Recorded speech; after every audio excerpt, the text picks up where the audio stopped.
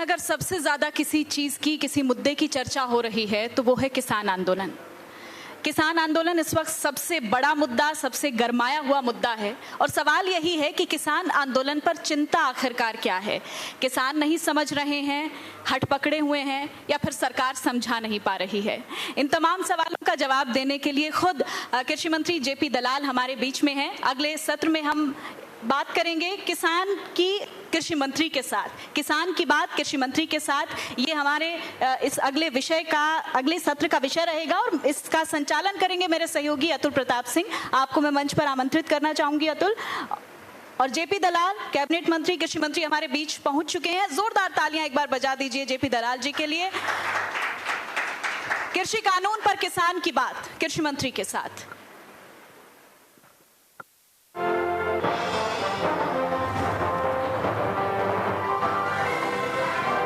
शुक्रिया सोनल। तो जैसा अभी ये कहा गया कि सबसे गरमाया हुआ मुद्दा, या फिर कहें कि किसान बहुत ही सख्ती के साथ अपनी बात रखना चाहता है, लेकिन आखिर वजह क्या है, बात क्यों नहीं बन पा रही। कृषि मंत्री जेपी दलाल साहब हमारे साथ मौजूद हैं। जेपी दलाल साहब, एक बार फिर से आपका स्वागत है इंडिया न्यूज हरियाणा के इस मंच पर। दलाल साहब, मैं आज दिल्ली से जब आ रहा था तो आज फिर से वही तस्वीर मैंने अपनी आंखों से देखी कि सड़क पर किसान शांति के साथ टेंट लगाकर, कोई जमीन पर सड़क पर टेंट है, कोई ट्रैक्टर ट्रॉली के साथ ट्रॉली के ऊपर लगा हुआ टेंट है। अलग अलग तरीके के प्रयोग वाले टेंट भी हमने देखे, लेकिन वो किसान बैठा हुआ है। एक बार फिर से मैं चाहूंगा आपसे जानना कि जहां कोरोना दूसरी बार खतरनाक तरीके से, खतरनाक स्वरूप के साथ म्यूटेट होकर लौट आया है वो वायरस, किसान क्यों नहीं लौट पा रहा है, कहां बाधा आ रही है? धन्यवाद अतुल जी।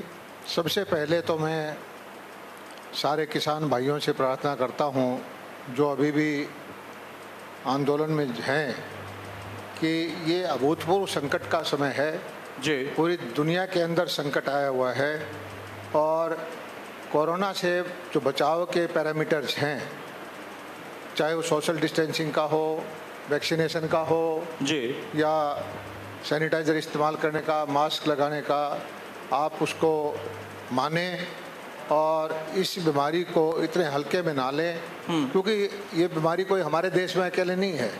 दुनिया के सबसे विकसित देश हैं, वहाँ भी वो इसको रोक नहीं पाए और सावधानी बरत के ही हम इस संकट से निकल सकते हैं। हमारे मुख्यमंत्री जी ने भी आपसे प्रार्थना की थी कल परसों कि आप आंदोलन बाद में कर लेना, करना है तो हमारी जो समस्याएं हैं बैठ के सुलझा लेंगे, एक बार इस आंदोलन को आप स्थगित करें। जी, यही मेरी प्रार्थना है कि इस आंदोलन को वो स्थगित करें। और वैसे विचारणीय मुद्दा ये है कि इस आंदोलन का जो शुरुआत थी, आप लोग भी समझते रहे, बहुत सारे जो किसानों के नेता, बहुत सारे विपक्षी पार्टियों के नेता 3-4 बातों का चर्चा करते थे जी, कि एमएसपी नहीं रहेगी, मंडियां खत्म हो जाएंगी, किसान की जमीन को बड़े बड़े सेठ साहूकार ले जाएंगे।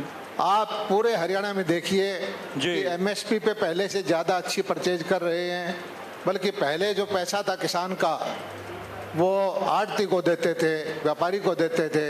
अब जो सीधा पैसा जो है हरियाणा के किसान को हम दे रहे हैं। मंडियां जो हैं पहले 15 तारीख से जो अभी फसल खरीद थी उसको हमने 1 तारीख से शुरू किया और हफ्ते 10 दिन के अंदर ही मंडियों में गेहूं का गलट आ गया और उसको धीरे धीरे करके उठा करके हम सारी मंडियां ठीक ढंग से चला रहे हैं। मंडियां हम नई भी बना रहे हैं और किसान को सीधा पैसा देने का जो एक ऐतिहासिक फैसला हुआ है। सैकड़ों सालों से ऐसा होता आया कि किसान फसल पैदा करता रहा और उसकी पैसा उसको डायरेक्ट मिलने के बजाय आढ़ती के माध्यम से मिलता गया। तो इस बार सारा का सारा पैसा हमने सीधा किसान के खाते में दिया है। इस चीज़ का हमें संतोष है कि एक जिसका बहुत दीर्घकालीन परिणाम आएंगे किसान को सशक्तिकरण करने में, वो कदम हमने उठाया है। दूसरा खुशी का मौका ये है कि पिछली प्रोक्योरमेंट के वक्त पंजाब हो, राजस्थान हो, दूसरे प्रदेश हो, बाजरे का भाव 1000-1100 बिकता रहा। आज भी मार्केट में बाजरे का भाव 1000-1100 रुपये है। हरियाणा का 7,70,000 मीट्रिक टन प्रत्येक किसान का बाजरा हमने 2150 रुपये में लिया। हरियाणा सरकार को केंद्र से हमें इसकी कोई मदद नहीं मिली। हरियाणा सरकार को अपने खजाने से 1000 करोड़ रुपए का लॉस हुआ जी। और हमारी अच्छी प्रोक्योरमेंट की नीति से केंद्र सरकार मोदी जी ने जो पाम ऑयल पे टैक्स लगाया और जो घरेलू तेल को खपत बढ़ाई, उसका परिणाम यह है कि आज सरसों के 450 रुपए की एमएसपी है, एमएसपी है, मिनिमम स्पॉट प्राइस। पूरे हरियाणा में सरकार को 1 क्विंटल भी गेहूं नहीं मिली है और बाजार में व्यापारी भाई मिल वाले सरसों जो है 6000 के आसपास, 5500, 6000, 6500 के बीच में घूम रही है जी। हरियाणा के 4-5 जिले, जो दक्षिण हरियाणा जिस जिले से मैं आता हूँ, किसानों को बाजरे से 1000 करोड़ रुपए का लाभ हुआ। किसानों को सरसों की खरीद में, सरसों 10-11 लाख मीट्रिक टन होती है, 1000 करोड़ रुपए का अतिरिक्त पैसा किसानों को इस चीज का मिला। फसल बीमा योजना, हरियाणा की फसल बीमा योजना पर भी यही प्रचार किया गया था कि ये सेठ साहूकारों के लिए बीमा योजना है, किसानों को कोई फायदा नहीं होगा। लेकिन खुशी की बात से ये है कि ये योजना अब कंपलसरी नहीं है जी, ऐच्छिक कर दी। उसके बावजूद सारे किसान जो पहले ही उस योजना में बीमा करवाते थे उन्होंने करवाया और उसका 900 करोड़ रुपया इस फसल का, पिछली जो कपास और बाजरे की कपास उसको किसान को नुकसान हुआ था, 900 करोड़ रुपए का मुआवजा उसको मिला है। हरियाणा के अंदर फसल बीमा योजना का इससे पहले लगभग 3000 करोड़ रुपए बढ़ चुका था, 900 करोड़ रुपए इससे अब बढ़ता जा रहा है। और मैं आपके ऑन रिकॉर्ड बता रहा हूं कि हरियाणा सरकार, केंद्र सरकार, किसान ने मिलके जो बीमा कंपनियों को पैसा दिया है जी, उससे ज्यादा पैसा जो जिन किसानों की फसल खराब हुई उनको हमने बांटा है। किसान ऐसी फैसले करने में आप बहुत कुछ गिना रहे हैं और संतुष्ट नजर आ रहा है। मैं फिर से पूछूंगा कि किसान संतुष्ट क्यों नहीं हो पा रहा है। आपने 2 चीजों का जिक्र किया, इनफैक्ट 3 चीजों का जिक्र किया। आपने कहा कि हमने जो फसल खरीद होती थी उसकी तारीख में भी बदलाव किया, पहले किया तो उसका भी लाभ मिला। आपने कहा ऐतिहासिक कृषि कानून आप लोग लेकर आए हैं, कुछ लोग भ्रम फैला रहे हैं। आपने कहा इसके पहले फसल बीमा योजना को लेकर भी भ्रम फैलाया गया था। भ्रम फैलाया जाना, ऐतिहासिक कानून का आना और उस बीच में एक ऐतिहासिक आंदोलन दिखाया जाना, ये कहा जा रहा है कि आंदोलन भी ऐतिहासिक है और आप कोरोना का जिक्र करते रहिए, किसान वहां डटा रहेगा। बात बनेगी कैसे? देखिए, हमारा देश 135 करोड़ की आबादी का देश है, इसमें आधे से ज़्यादा किसान हैं और मैं ये समझता हूँ कि किसान का हित का फैसला करना है या किसी आम गरीब का, मजदूर का, किसी जनता का हित का कोई फैसला, कोई कानून बनाना है, उसका अधिकार आप लोगों ने जी, जो चुने हुए प्रतिनिधि हैं, जिस विधानसभा में है या लोकसभा में है, उनको दिया है। ये कानून लेके आए बड़ी गंभीरता से, सालों सालों तक इसके बारे में कांग्रेस पार्टी, दूसरी पार्टी इसी लाइन पे विचार कर रही थी। और फिर मैं एक चीज कहता हूं कि आज ये कानून हमारे सर्वोच्च न्यायालय है, सुप्रीम कोर्ट जी, उसने स्टे कर दिए हैं, ये कानून लागू ही नहीं है। तो जब ये कानून लागू ही नहीं है तो आंदोलन का औचित्य किस चीज पे है? ये आंदोलन सुप्रीम कोर्ट के खिलाफ है, न्यायालय के खिलाफ है क्या? मतलब ऐसा कौन से नेता हो गए जो किसानों का नाम लेके ये कहें कि हम जो देश की सर्वश्रेष्ठ सर्वोच्च न्यायालय है कि हम उस पर भी भरोसा नहीं करते? आप आज जो है, कौन लोग हैं ये आपके सामने है, जो भी उनके अपने हित हैं, आंदोलन सामने तो किसान है। किसान तो ऐसा है कि करोड़ों की तादाद में खेतों में है, मंडियों में है जी, लेकिन इनमें से भी कुछ किसान हो सकते हैं, कोई अलग अलग विचारधारा के किसान हो सकते हैं। कल परसों में एक बयान सुन रहा था हमारे एक किसान आंदोलन में जुड़े हुए चडूनी जी का जी, उन्होंने कहा कि सरकार की चाल है किसान को बर्बाद करने की, आपके खाते में सीधा पैसा देंगे तो बैंक काट लेगा। मतलब उसको फिर डरा रहे हैं, कहते हैं पैसा कहोगे आड़तियों की तरफ जाना चाहिए, किसान की तरफ नहीं जाना चाहिए। चडूनी जी खुद आड़त की दुकान करते हैं और राजनीति किसान की करते हैं। मैं बहुत सारे लोगों को यहाँ हमारे जिले में जानता हूँ जो किसान के नेता हैं, धरने पे बैठे हैं, उन्होंने 20-20 साल से खेत में जाके नहीं देखा। कुछ नेता ऐसे हैं कि उनके पास 100 गज जमीन भी नहीं है और वो अपने आप ही कहते हैं कि सारे किसानों की किस्मत का फैसला हम करेंगे, हमने अधिकार दिया हुआ है। देखिए, हमारे से हो सकता है कि कोई फैसला लेने में गलती हो जी। और कोई नहीं है, लेकिन जनता के आशीर्वाद से हमें फैसला लेने का हक दिया हुआ है। और कोई भी फैसला, संविधान बनाया था बाबा साहब अम्बेडकर के वक्त में, उसमें कितनी बार संशोधन हुए। अगर किसी चीज में कोई आने वाले वक्त में कोई थोड़ी बहुत कमी दिखाई देगी, समस्या दिखाई देगी, हर साल संविधान में कहीं न कहीं संशोधन होता है। तो मैं ये कहता हूं कि ऐसा लोकतंत्र के अंदर कि लोकतंत्र कुछ आदमी उसको अपने कब्जे में ले लें कि हम कहें वही सही, ऐसी जो मानसिकता है, मैं किसान की ऐसी मानसिकता नहीं हो सकती।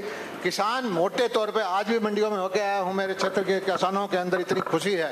आज 5,500-6 हज़ार रुपये की सरसों बिक रही है, मुआवजे का उनको पैसा आ गया है, ड्रिप इरिगेशन की उनको अच्छी अच्छी स्कीमें बना रहे हैं, फसलों के विविधीकरण के लिए हॉर्टिकल्चर की तरफ उनको हम आकर्षित कर रहे हैं। और हम मैपिंग करके एक एक किसान के समझा के, हरियाणा का किसान, आप जो मोदी जी का लक्ष्य था, आप देख लीजिए कि आज से 6 साल पहले बाजरे का क्या भाव था, वो दुगना भाव हुआ कि नहीं हुआ? नहीं, मैं तो बहुत कुछ देख रहा हूँ दलाल साहब, वाकई बाजरे को लेकर, दलहन की फसल को लेकर हरियाणा प्रदेश बाजरा है, दलहन है, गन्ना भी है। हरियाणा में क्या फसल है जिसका भाव? बगल में राजस्थान है, वहां पर भी मैं देखता हूँ किसी और की सरकार है, वो यहाँ के लिए तो बहुत उनको दर्द होता है, लेकिन वहाँ के किसानों के लिए दर्द नहीं है। ये राजनीति है, लेकिन इस राजनीति से अलग मैं एक चीज, धर्मवीर जी अभी थे हमारे साथ, फिर एक चीज कहता हूं, ठीक है बोलिए। हम किसान की हर बात, किसान के नमन करके, किसान परिवार से हैं, किसानों के लिए राजनीति करते हैं, और मेरा तो विभाग भी किसान कल्याण का है। कोई भी ऐसी चीज हो जो किसान के हित की हो, वो हम करने के तैयार हैं। लेकिन आप ये कहें कि भाई संविधान को ही खत्म कर दो, आप जो है इस प्रक्रिया को ही खत्म कर दो, फैसले पार्लियामेंट की बजाय सड़क पे होंगे, घेराव डाल के होंगे, ये मानसिकता अच्छी नहीं है। इस मानसिकता से समाज का नुकसान है, देश का नुकसान है, प्रदेश का नुकसान है। और मैं शुरू से मुखर होकर बोलता हूँ, अगर किसान के हित में कोई हित की बात कोई आएगी, कानून आएगी, तो सबसे पहला आदमी मैं होऊंगा, उसके खिलाफ आवाज उठाऊंगा। आज मुझे संतोष है कि भिवानी जिले का, महेंद्रगढ़ जिले का किसान की आमदनी कांग्रेस के वक्त से, आप सरसों का भाव देखिए, आप बाजरे का भाव देखिए, आप चने का भाव देखिए, आज मूंग बोट का भाव देखिए, आप प्रोडक्शन देखिए, सिंचाई की व्यवस्थाएं देखिए, मंडी की व्यवस्थाएं देखिए, सीधी पेमेंट हमारी देखिए, हमारे विभाग के आदमी घर घर जाके किसानों से संपर्क कर रहे हैं। और मैं खुद किसानों से मिलता रहता हूँ। ठीक है कि किसान शब्द इतना व्यापक शब्द है, समाज का प्रत्येक व्यक्ति उससे सहमति रखता है, किसान का भला करना चाहता है, और हम भी किसान का भला होने वाला कोई मुद्दा होगा तो उससे पीछे नहीं हटेंगे। नहीं, लेकिन ये स्वाभाविक दिखा के राजनीति क्यों कर रहे हैं? ये स्वाभाविक है, ये स्वाभाविक है। किसान का भला सब चाहते थे, लेकिन उतना ही व्यवहारिक ये दिखाई देता है कि किसान का भला वाकई किसने कितना किया। आज से कई साल से लेकर बहुत सारे लोग बहुत सालों तक सत्ता में रहे हैं। फिर बात इधर उधर न जाए, चलिए छोड़ दिया। आप कहते हैं कि कुछ लोग भ्रम फैलाते हैं, कुछ लोग कहते हैं कि जब चाची को मूछें होंगी तो हम उनको चाचा कहने लगेंगे, इस तरीके की बातें हैं। लेकिन कुछ ऐसे लोग हैं जो आपके ही साथी हैं।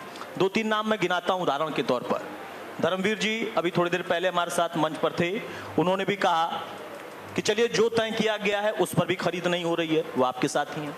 आप उसके साथ साथ खुद विज साहब ने भी इस किसान आंदोलन को लेकर अभी लेटेस्ट अपनी तरफ से प्रतिक्रिया दी है। दुष्यंत चौटाला डिप्टी सीएम, उन्होंने भी कहा है कि ठीक नहीं चल रहा है। कुल मिलाकर बात वहीं आती है, कानून केंद्र का, आप लोगों की जवाबदेही प्रदेश स्तर पर कृषि मंत्री के तौर पर भी बढ़ जाती है। आप चाहकर भी उसमें कुछ नहीं कर सकते, अपनी तरफ से सुझाव दे सकते हैं, लेकिन कहां किस जगह पर बात फंस रही है जिसकी वजह से आपके अपने लोग भी सवाल उठा रहे हैं या वो भी कह रहे हैं कि नहीं भाई ये ठीक नहीं हो रहा है जो हो रहा है? देखिए, अकेले अगर बयान वगैरह देने से कोई अपने आप को किसान ऐसी साबित करना होगा तो जनता सबको देखती है, कौन क्या करता है क्या नहीं है। किसी एक व्यक्ति के या किसी एक संगठन के बारे में मैं नहीं बोलना चाहता। मैं तो एक चीज कहता हूं कि इन कानूनों से किसान को कोई अहित नहीं होगा।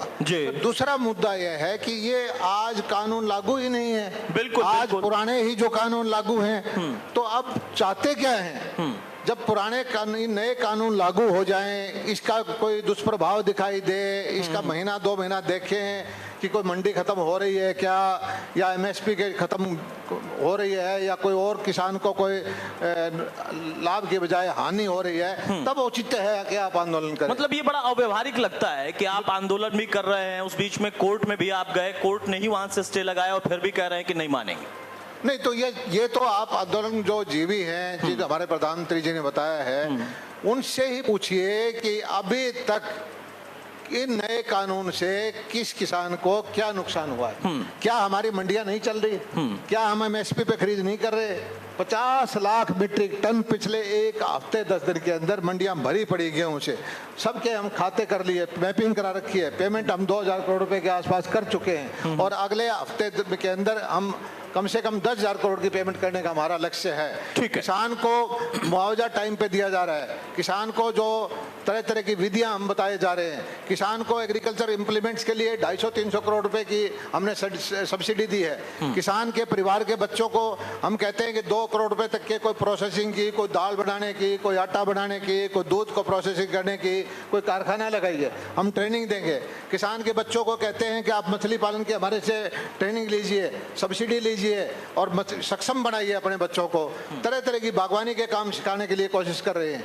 हम सही मायने में किसान के हित के फैसले कर रहे हैं, लेकिन जब नई व्यवस्था को करती है और पुरानी व्यवस्था में कोई उसके खामियों का जिस आदमी ने लाभ उठाया है वो जरूर उनको संकट है, उन्हें पीड़ा होती है, उनको पीड़ा है। किसान को मैं नहीं समझता, भावनात्मक समझ के तो किसान के साथ हर आदमी यहाँ बैठे हुए हैं, हर आदमी सोचता है कि किसान के हित की बात करूं, लेकिन भाषण से किसान का हित नहीं होगा, नीतियों से किसान का हित होगा। बिल्कुल सही बात है। और अब यहाँ पर सवाल इस बात का आएगा, कृषि कानून पर हमने कई बार चर्चा की, आज भी आपने बड़ी बेबाकी से अपनी बात रखी, उन सवालों का जवाब भी दिया जो मैंने पूछा और जो जनता के बीच के होते हैं। हम भिवानी में बैठे हैं, इस पूरे बेल्ट को अगर हम देखें, कृषि कानून से इतर क्या ऐसी चीजें हैं जो आपके मन में कृषि मंत्री के तौर पर आती हैं कि इस मिट्टी की जरूरत है, इस धरती की जरूरत है, इस बेल्ट की जरूरत है, यहाँ के किसान की वो आवश्यकता है, पारंपरिक खेती से उससे इतर हम अगर ये कर सकते थे या कर पा रहे हैं तो उससे एक लाभ मिल रहा है इस बेल्ट के? देखिए, इस पे भिवानी, महेंद्रगढ़, नारनौल जो दक्षिण हरियाणा का इलाका है, सबसे ज़्यादा तो ये है कि ये टेल का, नहरों की टेल है, पानी बहुत कम यहाँ पर पहुँच पाता है। हमें जो माइक्रो इरिगेशन के लिए, जो ड्रिप इरिगेशन के लिए जो इजराइल की विधि है, पहले भी किसानों ने फुहारा सिंचाई इस इलाके में करके बहुत पानी बचाया है और पानी का संकट वास्तविक तौर पर आने वाले वक्त में आने वाला है। पानी को ना हम बना सकते, हमारे पास 2 ही साधन है, या भाखड़ा डैम से आता है या यमुना से आता है। इस साल जैसे भाखड़ा का ऑल टाइम लो उसका लेवल है, यमुना एक तरह से थोड़ा सा पानी दे पाती है, तो जो उपलब्ध पानी है उसको हम बचाएं, वाटर रिचार्जिंग की स्कीम करें और पानी कम पानी वाली जैसे अरंड की खेती है या और कोई खेती है कि थोड़े से पानी से हो जाए और किसान की आमदनी उतनी हो जाए, इस तरह की स्कीम हमारा विभाग लेके आ रहा है। और पानी की बचाने के लिए ड्रिप इरिगेशन के लिए जितनी सब्सिडी हरियाणा के अंदर दी जा रही है देश में कहीं इसका मैं इस पे जानना चाहूंगा। आपने इजराइल का जिक्र किया और ड्रिप इरिगेशन की अगर हम बात करें या कुछ और नई तकनीकी आई जिसमें कम पानी से ज्यादा लाभ हो सकता है, पानी की भी बचत होगी और फसल भी आपकी उत्पादन हो जाएगा उसका, ये भी अपने आप में एक व्यवस्था होती है। इस बेल्ट में अगर आप कह रहे हैं सब्सिडी देने के लिए व्यवस्था सरकार ने कर दी है, उसका एक मोटा मोटा कोई आंकड़ा है कि हाँ कितना लाभ अब तक किसानों ने लिया, कितनी जागरूकता उन तक पहुंची है जानकारी के साथ कि हाँ भाई वो खुद जागरूक हो जाए कि ऐसी कोई व्यवस्था है, या वहीं एक पारंपरिक बात चल रही है कि टेल तक पानी पहुंचाएंगे जबकि पानी है ही नहीं? नहीं, ऐसा नहीं है। देखिए, खेती को पहले तो है मैकेनाइज करना जी। हमने एग्रीकल्चर इंप्लीमेंट्स के लिए पिछले 2 साल में 250 करोड़ रुपए की लगभग आधी सब्सिडी दी है कि अच्छी अच्छी मशीन आए, पराली जलाए ना, पराली को प्रबंधन के लिए या जमीन को लेवल करने के लिए। ड्रिप इरिगेशन पे हमारी 80-90% सब्सिडी है। हरियाणा के जितने भी ड्रिप इरिगेशन की चौज बंशीलाल ने स्कीम बनाई थी, जेएलएन की उठान सिंचाई की, पंप 20-20, 30-30 साल पुराने हो गए थे, सैकड़ों करोड़ रुपए लगा के हमने सारे पंप नए लगाए हैं जी।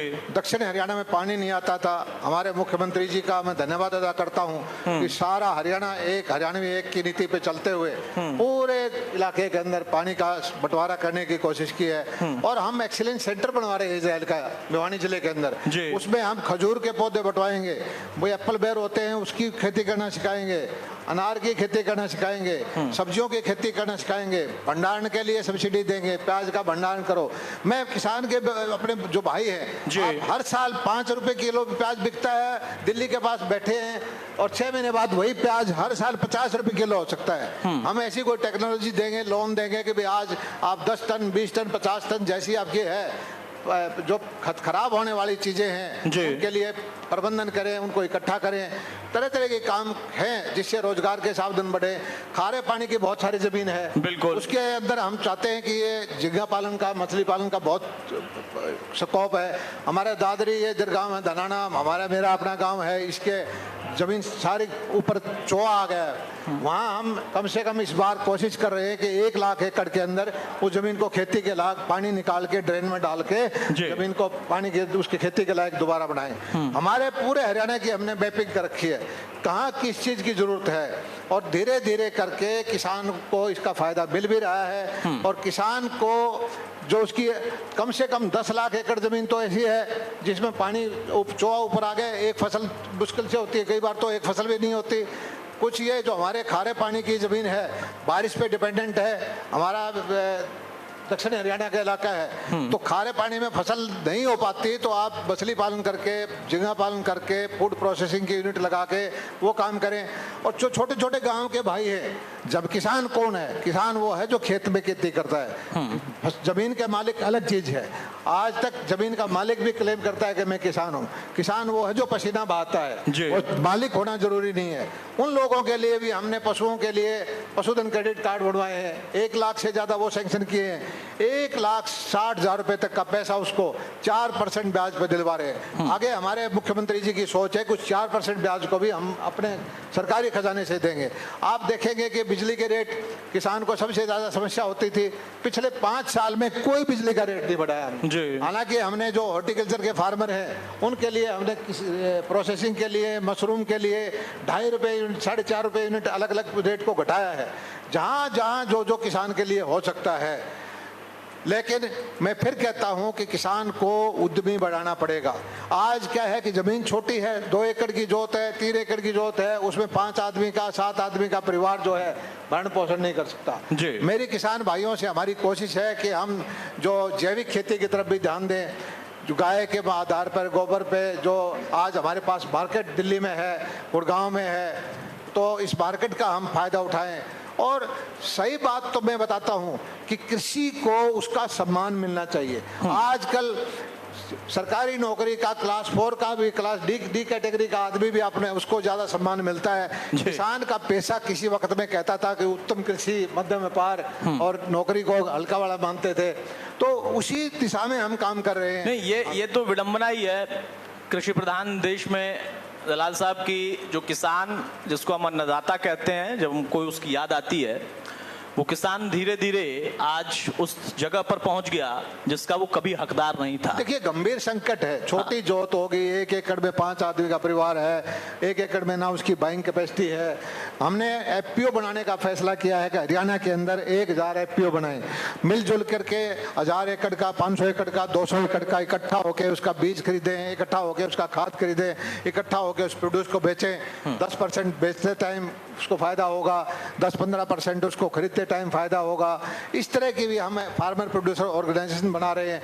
ठीक है। पॉन्ड अथॉरिटी हमने बनाई है कि जल प्रबंधन के लिए सारे गांवों के तालाब, जब बारिश के दिनों में पानी सरप्लस होता है तो हम उसको भरवा दें, और पीने के पानी की व्यवस्था गांव के अंदर, वो उसके लिए हमने पूरा लक्ष्य रखा हुआ है कि कम से कम, आज भी ये देश में हरियाणा सबसे अच्छा अग्रणी प्रदेश होने के बावजूद अच्छा शुद्ध जल जो है गांव में सब जगह उपलब्ध नहीं है।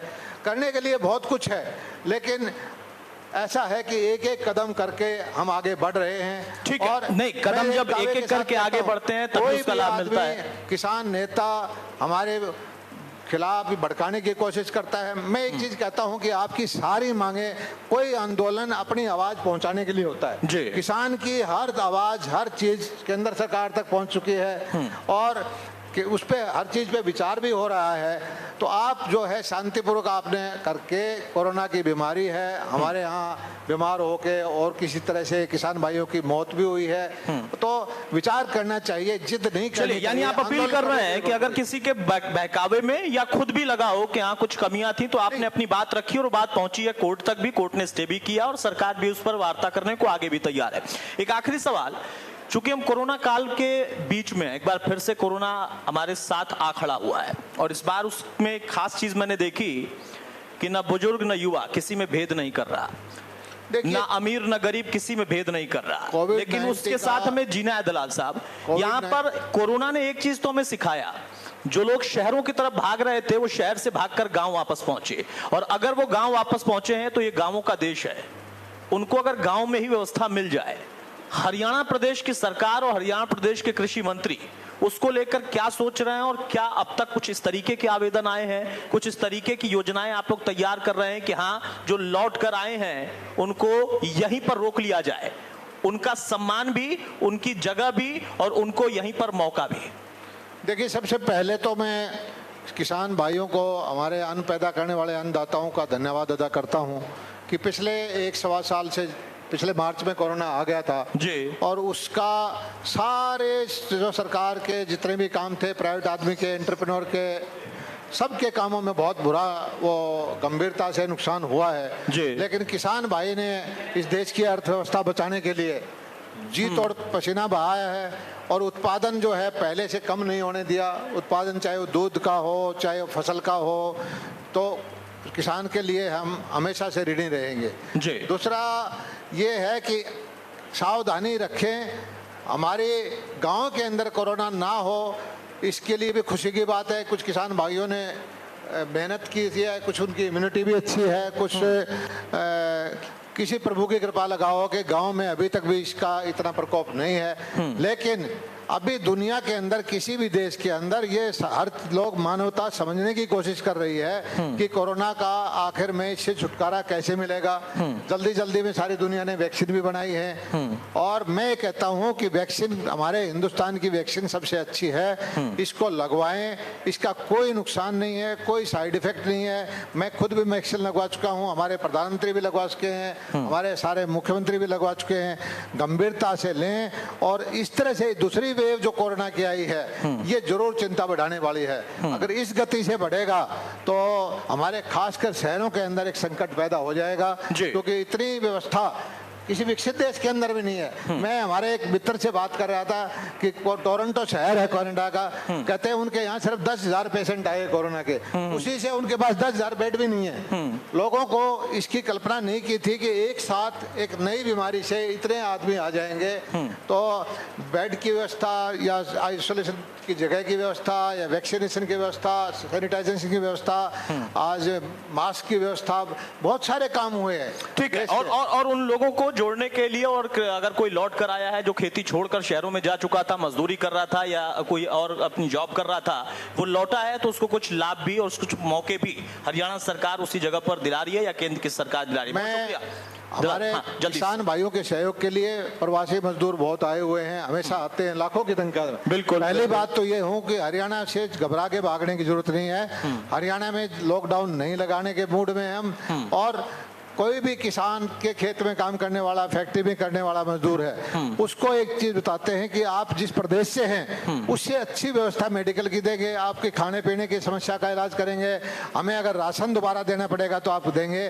घबरा के जाए ना, देश को जान है, जहान है, उद्योग को भी चलाना है, सावधानी भी रखनी है, किसानी भी करनी है, और जो प्रवासी हमारे प्रदेश के अंदर है उसको किसी भी तरह की घबराने की जरूरत नहीं है, डरने घबराने और भय की जरूरत नहीं है। और किसानों के लिए सरकार, चाहे वो केंद्र की हो या प्रदेश की हो, कृषि मंत्री वो चाहे केंद्र के हो या प्रदेश के हो, वो सभी एक ही बात कहते हैं कि शायद भ्रम हो सकता है, शायद गलतफहमी हो सकती है, शायद मन में आशंका हो सकती है, लेकिन आपने आंदोलन किया, वो भी स्वीकार था।